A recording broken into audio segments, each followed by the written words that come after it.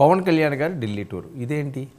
ఉప ముఖ్యమంత్రి గారు అంటే ఇదేంటి అంటే మీరు ఒక విషయం అండి, భట్టి విక్రమార్క రేవంత్ రెడ్డి ఒకటే పార్టీకి చెందిన పోటీ పడిన ఇద్దరు.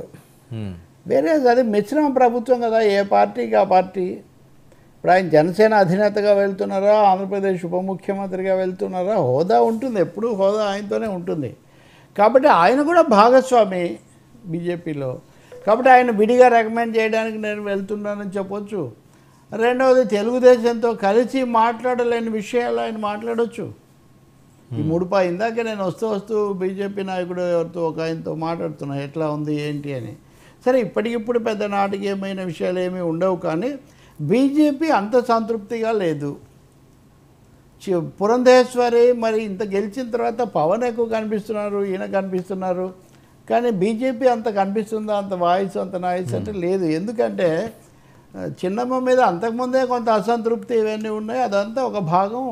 కానీ ఇంత బ్రహ్మాండంగా ఊపు వచ్చి పవన్ కళ్యాణ్ జనసేన 21 గెలిచినప్పుడు కూడా మనం అన్ని స్థానాలు గెలవలేకపోయామే. మన విన్నింగ్ పర్సంటేజ్, స్ట్రైకింగ్ రేట్ తక్కువగా ఉందే అన్న ఒక అసంతృప్తి బీజేపీ నాయకత్వానికి ఉంది. ఓకే.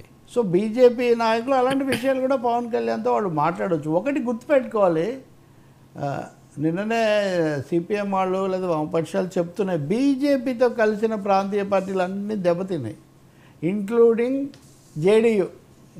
ఇప్పుడు కలిసిన బలపరుస్తుంది, కానీ ఆ పార్టీ కూడా ఎన్నికల్లో నానా తంటాలు పడుతూ ఉంది. సో బీజేపీతో కలిసిన మధ్యస్థంగా ఉన్నామనుకున్న కేసీఆర్ దెబ్బతిన్నారు, నవీన్ పట్నాయక్ దెబ్బతిన్నారు. అది 24 ఏళ్ళు పాలిచ్చాడు, కానీ అంతకుముందు మమతా బెనర్జీ అటు ఇటు చేసి ఆమె కొంచెం దూరంగా ప్రత్యర్థిగా ఆమె వ్యవహరిస్తూ ఉంది. చిరాగ్ పాస్వాన్ వాళ్ళకు కూడా పెద్దగా లేదు, పదవి వచ్చి ఉండొచ్చేమో, కానీ పార్టీలుగా వాటి పునాదిని అయితే అవి కోల్పోయిన పరిస్థితి ఉంది. అందుకని మీరు అసలు తెలుగుదేశం జనసేన అవసరాన్ని మించి ఎన్డీఏను పూసుకుంటున్నాయి. 133 స్థానాలు ఉన్నటువంటి తెలుగుదేశం పార్టీ పెద్ద పార్టీ, ప్రధాన పార్టీ అని చెప్పడం బదులు ప్రతిసారి ఇది ఎన్డీఏ బీజేపీ అని చెప్తున్నా. అంటే వీళ్ళేమో ఇలా చేస్తున్నారు, ఆ పార్టీ నాయకులేమో మన పార్టీ ఎందుకు పెరగలేదు, వాళ్ళందరూ అంత విపరీతంగా పెరిగితే అని కొన్ని ప్రశ్నలు వేస్తున్నారు. సో కొంతమంది తెలుగుదేశంలో నుంచి ఒకటి కలవటం ఇట్లాంటివి కూడా అయిష్టంగా ఉందని. అందువల్ల సర్దుబాటు సమస్యలు ఉంటాయి కదా, విజయం వల్ల కూడా. ఓటమిలో ఒక విధమైన కష్టాలు వస్తే విజయంలో కూడా ఒక విధమైన సమస్యలు వస్తాయి. అందరూ భాగం కావాలనుకుంటారు. ఓటమి అనాథ, విజయానికి చాలామంది క్లైమెంట్స్ ఉంటారు, క్లెయిమ్ చేసేవాళ్ళు అన్నట్టుగా. ఈ పరిస్థితుల్లో బీజేపీ తన స్థానాన్ని రాష్ట్రంలో, ఇప్పుడు పురంధేశ్వరి దాదాపు ఆమె కేంద్ర మంత్రివర్గంలో గ్యారంటీగా వస్తారు గెలిస్తే అని చాలామంది ఓటేశారు. రెండోది స్పీకర్ అది ఇది అన్నారు. అవన్నీ నిజం కాదు, జాతీయ మీడియాలో అంత రాలేదు నిజానికి, మన తెలుగు వాళ్ళ ఇన్పుట్స్ వల్ల చేసిందే. కానీ సో ఈ నేపథ్యంలో పవన్ కళ్యాణ్ విడిగా వెళ్ళినప్పుడు ఆయన తన పార్టీ అవి కూడా ఆయన చర్చించవచ్చు. ఇంకోటి ఏమో కొన్ని ప్రకటించున్నాడు ఆయన ఇప్పటికే.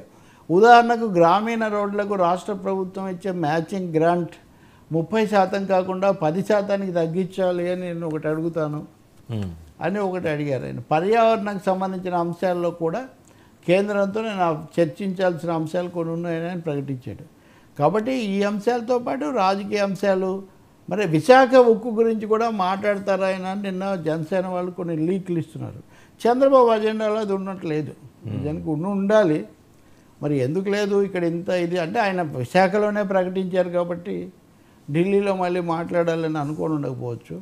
సో ఇవన్నీ పవన్ కళ్యాణ్కి ఉండేట్టుగా ఉంది. ఇంకోటి, పవన్ ఇంతకుముందు వెళ్ళిన పవన్ వేరు, ఇప్పుడు పవన్ వేరు. ఇప్పుడు చాలా powerful, elevated, part of the government, second in the government. కాబట్టి ఆయన ఎన్డీఏ భాగస్వామిగా తన సంబంధాలు వాటిని మాట్లాడవచ్చు. సో ఏదైనా ఎలా ఉంటుంది ఆయనకు రిసెప్షన్, ఆయన ఎవరెవరిని కలుస్తారు, ఏం చెప్తారు, అందులో స్వతంత్రత ఎంత చెప్తారు, బీజేపీతో సనాతన ధర్మ సాన్నిహిత్యం ఎంత చెప్తారు, చంద్రబాబు నాయుడు తెలుగుదేశం దాని గురించి ఇది మనం వాచ్ చేయాల్సి వస్తుంది. ఓకే. ఏదైనా కీలకమైన పరిణామాలు రోజు రోజుకి వస్తూనే మరి కార్యాచరణలోకి వచ్చారు కదా. ఇప్పుడు కేంద్రం దగ్గర సహాయం తీసుకోకుండా ఆంధ్రప్రదేశ్ పెద్దగా అడ్వాన్స్ అయ్యే అవకాశం లేదు. ప్రత్యేక సహాయం కావాలి. దానికోసం ఎవరి ప్రయత్నాలు వాళ్ళు చేస్తారు, ఎవరి స్థానాన్ని కూడా వాళ్ళు కాపాడుకోవాలి. తన్నుమాలిన ధర్మం లేదంటారు కదా, అంటే ముందు తమ పార్టీ గురించి తమ సంబంధాల గురించి కూడా చూసుకుంటారు. సార్ జనసేనకి ఇంకా అందులో గుండెలో ప్లేస్ కదా, అవును గుండెలో మోదీ గుండెలో స్థానం ఉంది అని చెప్పారు కదా. మోదీని కలుస్తారా, లేకపోతే కుదరకపోతే అమిత్ షా దగ్గర ఆగుతారా, ఇవన్నీ ఉన్నాయి. సార్ కేంద్రంలో జనసేన